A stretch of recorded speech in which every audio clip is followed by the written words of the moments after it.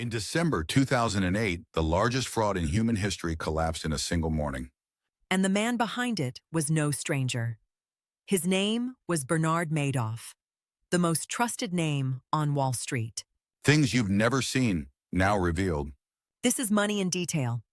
In a Manhattan apartment high above the city, the most trusted man on Wall Street sat his own sons down and confessed. The investment business he had run for decades, the one that had made him a legend, was, in his own words, one big lie. A fraud, nothing but a lie. In that single sentence, the largest financial fraud in human history came to its end. Not brought down by a regulator, not exposed by a journalist, ended by the man himself, simply because there was no more money left to steal. His name was Bernard Madoff. And the most chilling part of his story isn't how enormous the lie was. It's how boring, how calm, how utterly ordinary it looked every single day for almost 40 years. This is the anatomy of that lie, so that you can recognize the next one before it finds you. To understand what Madoff did, you first have to meet the man who did it before him, almost a century earlier, Charles Ponzi. Back in 1920, Ponzi promised his investors 50% profit in 45 days, and crowds lined up around the block in Boston to press their savings into his hands. His method was brutally simple. He paid his old investors using the fresh money pouring in from new ones. There was no real business underneath it at all. But Ponzi had one fatal flaw, and that flaw was greed. A promise of 50% in 6 weeks is loud. It's irresistible. It pulls in a flood of people far too fast, and it burns through them just as fast. Ponzi's empire lasted less than a single year. Now, here is Madoff's terrible genius. He took that exact same machine, paying the old with the money of the new, and he traded the greed for patience. Instead of 50% in 45 days, he offered something quiet, around 10% a year. Modest, believable. And precisely because it was dull, it didn't last months.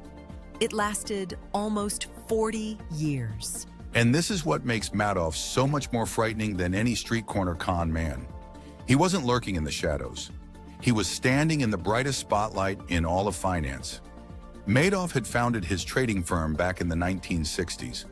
He helped pioneer the electronic technology that became the NASDAQ stock market, and he served as the chairman of its board. He advised regulators. He sat on industry committees. To the entire financial world, he wasn't a suspect. He was an elder statesman. Being allowed to invest with Madoff wasn't seen as a gamble. It was treated as a privilege, a sign that you had finally arrived. He would famously turn people away, and being rejected only made them hunger to get in even more. Banks across Europe, universities, hospitals, and thousands of ordinary retirees all handed him their money without a second thought. Because after all, he was Bernie Madoff. And that flawless reputation, built over half a century, was the single most powerful weapon he owned. So what did Madoff claim he was actually doing with all of that money? He said he was running a sophisticated trading strategy, one with a technical, complicated-sounding name that supposedly balanced stocks and options to smooth away the risk. And the account statements he mailed out were a thing of beauty. Month after month, year after year, they showed the very same gentle, upward climb. When the stock market crashed, Madoff's clients barely felt a scratch. When it soared, somehow they climbed right along with it. A near-perfect line, rising forever, in good times and in bad. And that, precisely, was the tell. Because in the real world, that line simply cannot exist. Real markets lurch. They panic, they plunge, they surge. A return that is perfectly smooth, that never suffers a single losing month, year after year after year, is not a sign of genius. It is a sign that the numbers are invented.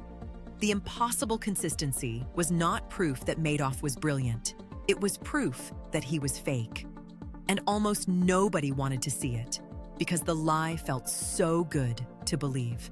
Here is the plain truth of it. Madoff was barely investing the money at all. On a separate floor of his company's Manhattan headquarters, The 17th floor, a small team spent their days not buying stocks, but manufacturing paper. They produced account statements and trade confirmations for transactions that had never taken place, sometimes dated into the past to invent trades long after the fact. The client's money never went anywhere near the market. It went into an ordinary bank account. And just like with Ponzi, whenever an investor asked to withdraw their so-called profits, that cash came straight out of the deposit of some newer investor walking through the door. There was no secret strategy. There was no wizard. There was a bank account, a back room forging lies onto paper, and a quiet, endless line of fresh money arriving to keep the illusion upright. Strip away everything else, and Madoff's great scheme was to do nothing at all, and to charge a fortune for the privilege. But if it was so mathematically impossible, how on earth did nobody catch it? And here we reach the most infuriating detail in the whole story. Somebody did catch it, and nobody would listen. A financial analyst named Harry Markopoulos was asked to reverse engineer Madoff's returns to build a product that could compete with them. So he sat down with the numbers, and within a few hours, he saw the truth.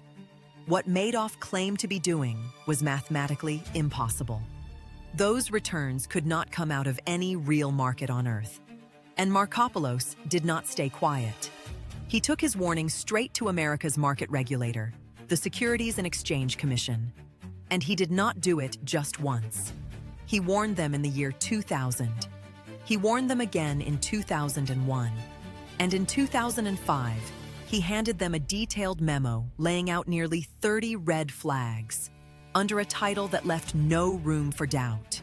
The world's largest hedge fund, he wrote, was a fraud.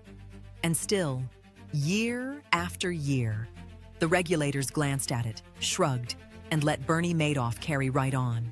So what finally brought Madoff down? It wasn't a regulator, and it wasn't Markopoulos. It was the entire world catching fire at the very same moment. Because a scheme like this can only survive as long as more money is flowing in than is flowing out. And in the autumn of 2008, the global financial system was collapsing. Giant banks were failing. Markets were in freefall. Now that crash of 2008 is a monster entirely of its own, complete with a handful of unlikely outsiders who saw the disaster coming while everyone else swore the party would never stop. And that is a story deserving of a whole future episode right here on this channel. But for Madoff, that crisis was simply the tide going out. When the economy panics, everyone rushes to pull their money out at once. And suddenly Madoff's clients were asking to withdraw not a few million, but billions of dollars, more than the scheme could ever cover. And the money, of course, was not there. And now we have to stop on a single number because almost everyone repeats it wrong. The account statements Madoff mailed to his clients added up, in total, to roughly $65 billion. That is the figure you see in every headline. But nearly all of it was pure fiction. It was the fake profits he claimed to have generated over the years. Numbers simply typed into a back room that had never existed in the real world at all. The actual money, the cash that real people had genuinely handed over and lost, came to around $17.5 billion. Still a staggering, life-crushing sum. But hold on tight to that gap, because it is the very anatomy of the lie. $65 billion of illusion on paper, resting on top of $17.5 billion of real savings, that had vanished. The illusion always looks bigger than the hole it leaves behind. And this hole was already deep enough to swallow thousands of lives whole. By the second week of December 2008, Madoff was cornered.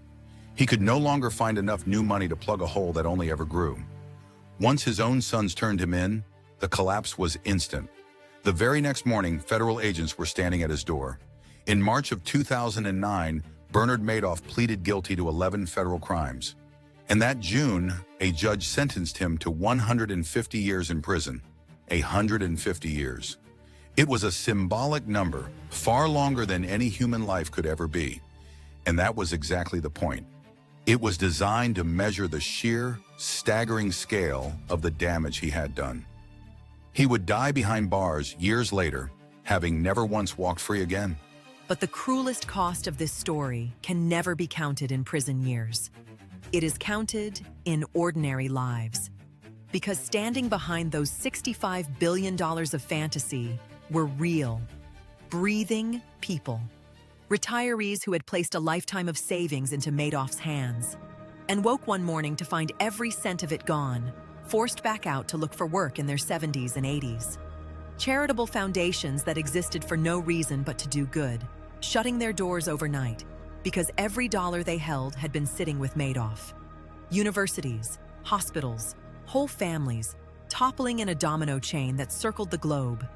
And it is right here that we finally see the true size of this thing.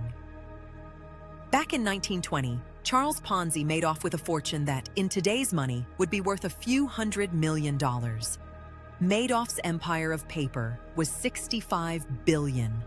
Set the two side by side, and the very scam that gave the crime its name shrinks into a sliver you can barely see. There was at least one thread of light in the wreckage.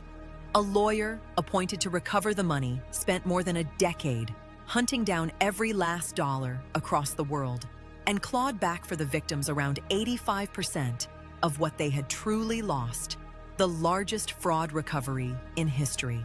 So what is the lesson we carry out of Madoff today with a phone in our hand? Ponzi's lesson was simple. Be suspicious of returns that are too high. Madoff's lesson is quieter, and for that reason far more important. Be just as suspicious of calm that is too perfect.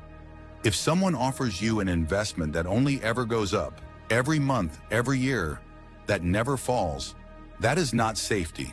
That is the single most dangerous warning sign there is, because real markets always shake. Too good to be true isn't only the enormous profit, it is also the straight line that never trembles. And ask the same simple question that would have saved every last one of his victims. Where exactly is my money, and who on the outside is actually able to check that it is really there? With Madoff, no independent outsider ever checked. And when no independent party can look inside, it does not matter how famous or how beloved the person is. You are not looking at a genius. You are looking at a risk. Now tell me down in the comments, have you ever been offered an investment that promised steady, guaranteed gains every single month with no risk at all? Did you trust it? Or did something quietly feel off? Write it down for me. I read every single one, and your story just might be the warning that saves someone else. If this video changed the way you see money, leave a like, subscribe, and share it with someone you want to protect, because that is what helps this channel grow. And don't miss the next episode. The crash of 2008, the collapse that very nearly took the whole system down with it, and the handful of people who saw the storm coming while everyone else swore the sky was perfectly clear. I'll see you there, here on Money in Detail.